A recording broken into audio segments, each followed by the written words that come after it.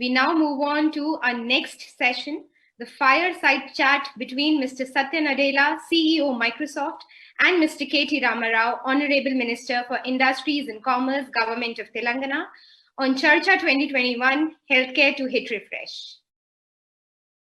Thank you, Satya, for doing this. Thank you for choosing to join us for BioAsia, which is our flagship initiative, because life sciences is a very, very important sector for Telangana and Hyderabad. And of course, information technology is another very important sector for us. And for the rest of the audience, you know, this man needs no introduction. He's a world-renowned CEO. And of course, we are proud from Hyderabad, Telangana, and India.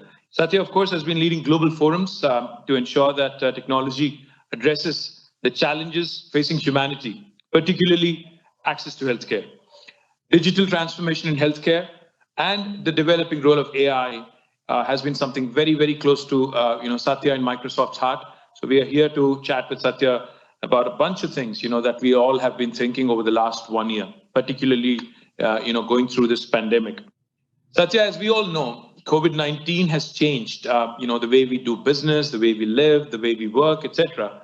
But particularly, I think what excites me is it also has brought about several points of intersection between various industries, multi-stakeholder engagement, cutting across industries, and, all, of course, aiming at reducing the cost of drug development and, for cheaper, accessible healthcare outcomes.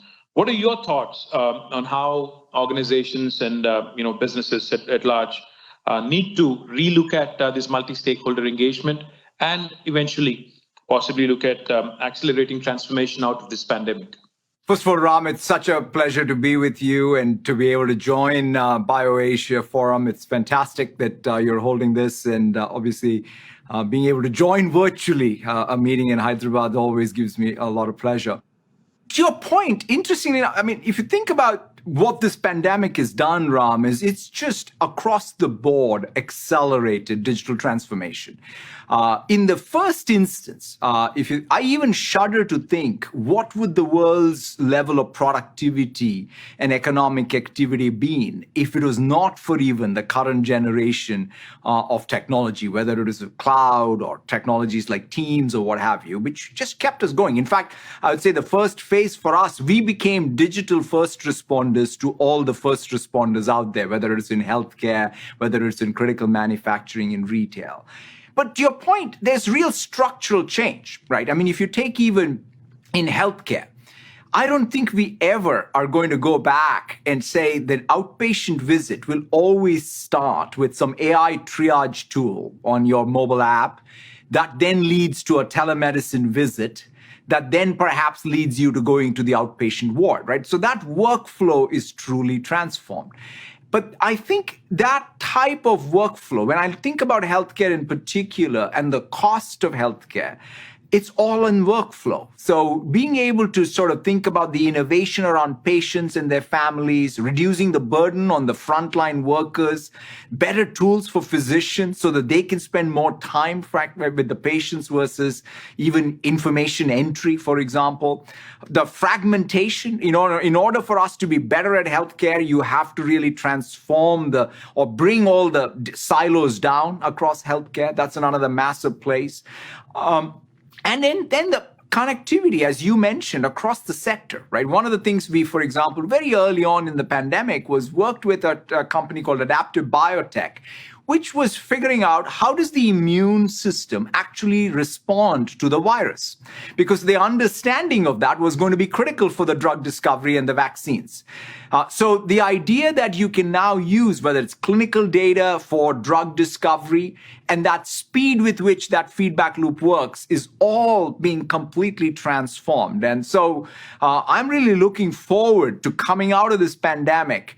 How do we, as a society, as a global community, get better at, quite frankly, handling the next tail event? Because we can't predict what the next tail event is. It's probably not a pandemic, but whatever is that tail event, I think we'll be better equipped, both from a resiliency perspective and our ability to adapt because of digital tech.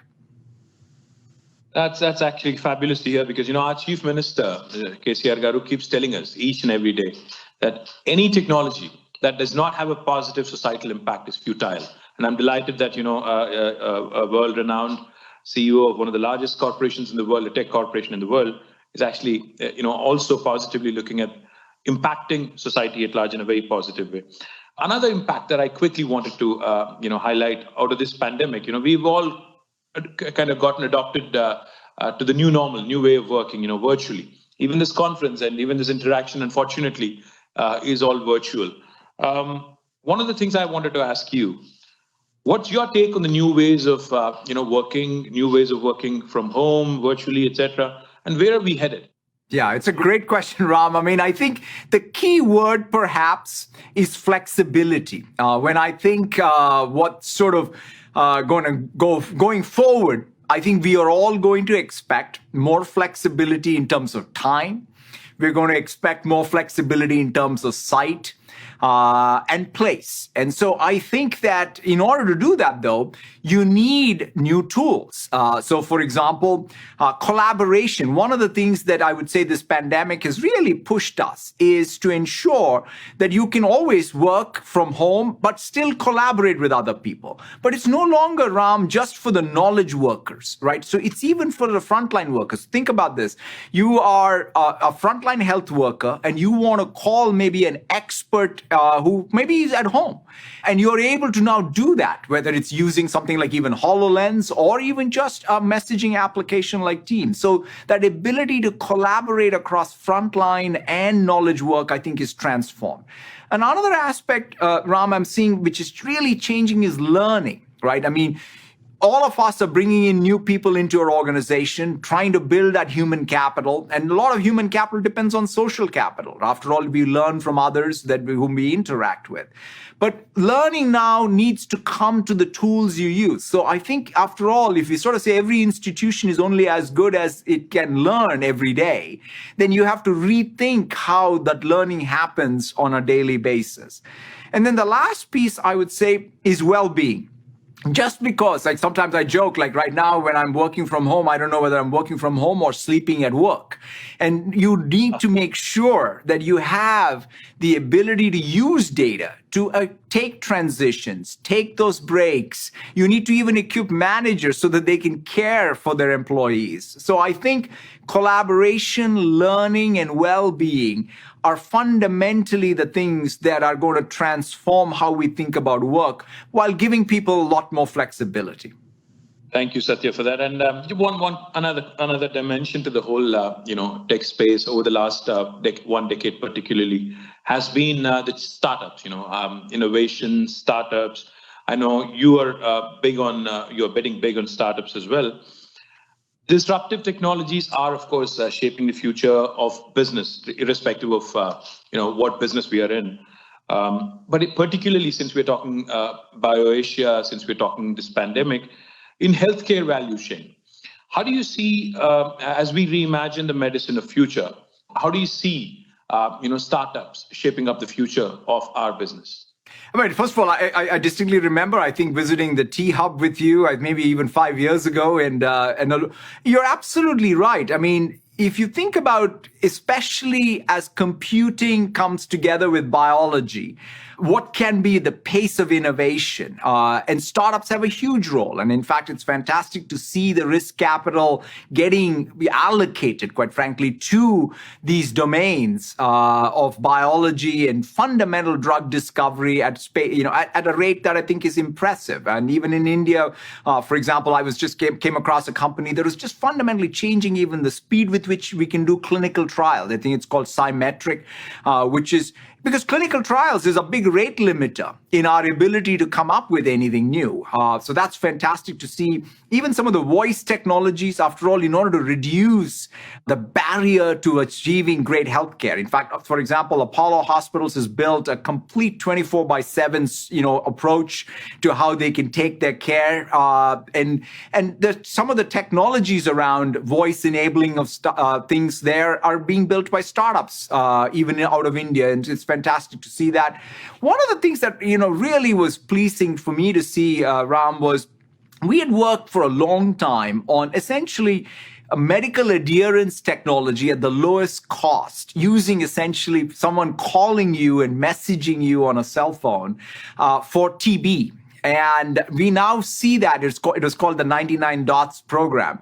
But the thing that really warms my heart is to see that taken by a startup called Earwell Health Solutions and really scaling that out as a medical adherence technology for everyone. So I think that there will be lots and lots of breakthroughs, whether it's around the patient care or on the drug discovery, that I think all are going to get funded and are going to come out with breakthroughs that I think all of us really surely need around the world.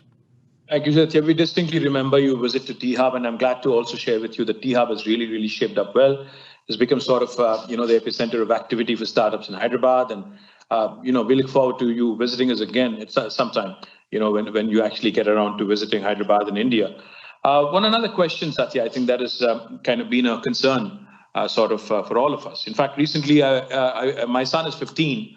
I bought him a pair of shoes which apparently have a tracking device, of how many, steps he's taken, how much distance he's traveled. We all are into apps. We're all into these social media platforms, fitness devices, fitness trackers, etc. One question that kind of has been bothering all of us, is data security and privacy. Now, from a government perspective, of course, there are things we do, there are things we cannot, because there is a lot of concern with respect to this, particularly in the healthcare segment. How can these be regulated in terms of our concerns, people's concerns with respect to privacy and data security? How can we regulate and how can we address this issue going forward, Satya? No, first of all, Ram, I think you're absolutely right that going forward, as technology, to your point, as it becomes so pervasive in our lives and in our society, in our economy, I think, at least speaking for even a company like ours that's sort of building these platforms and tools, we need to take responsibility to ensure, for example, by design, out of the gate, we build for privacy. We build for security. We build for AI ethics. We even build for internet safety, right? Because these four things are not things we can wait even, quite frankly, for regulation. We have to, even from an engineering and a design ethos perspective, build it into our core, right? We can't afford to say we'll build it, we'll see what breaks and then fix it, because that attitude, quite frankly, is not tolerated in any other industry, and it should not be even in the tech industry. So one of the things that we are trying to ensure is by design, how do we have that design principles and engineering processes to ensure that we are making sure that the products, the services are respecting privacy, security, AI ethics, as well as the fundamental internet safety. But then beyond that, you're right in saying also that there will be regulation. After all, in privacy today, all over the world, there are regulations. Europe was first with GDPR. It's spreading everywhere. So privacy as a human right, I think, is going to be recognized. And there will be other regulations which are going to say that when you use in healthcare, for example, data, who is benefiting? Ultimately, if some patient data is being used, it has to benefit the patient. So I think that the value exchange around data, its privacy, or if it's being used, who is benefiting, are all things where there are going to be rules that are going to be legislated. Same thing with facial recognition. Same thing with AI ethics. And so I look forward to a world where we do have, just after all, we have food safety laws, we have drug safety laws. There will be similarly, I think, rules and regulations. Hopefully there's a global norm, Ram. That's one thing that I would hope for, is that we don't fragment, that we are able to, whether it's on privacy or other safety, we bring together a set of global rules that will allow all of us to both comply and make sure that, what we build is safe to use. Thank you so much, Satya. I look forward to seeing you in Hyderabad. Thank you very much for your time, and thank you very much for joining us in BioAsia. Thank you. Thank you. Thank you so much, Ram. It's such a pleasure to be with you. Cheers.